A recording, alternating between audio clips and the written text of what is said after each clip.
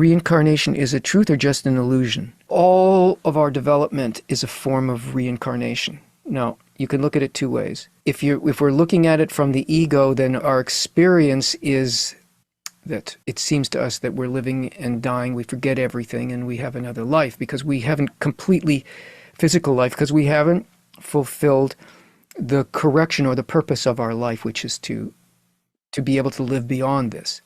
If we have no knowledge of this process, no one has ever taught us what an internal reincarnation is, then we will see another physical life. If we understand that the process of evolution on the human level and the evolution of the soul is an internal one, and that reincarnation happens every time we make a correction and move to a higher degree of perception and similarity of form with the Creator, then the external physical reincarnation does not have to occur. You can have many, many, many, many, many in what looks like an apparent physical lifetime.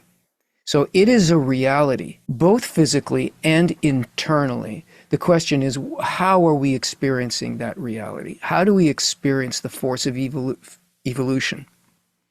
Are we experiencing it on a physical level, or are we grasping onto and wanting to cling to the spiritual light that's developing us, which doesn't require a physical death, but it requires moving out of the ego to a greater and greater degree?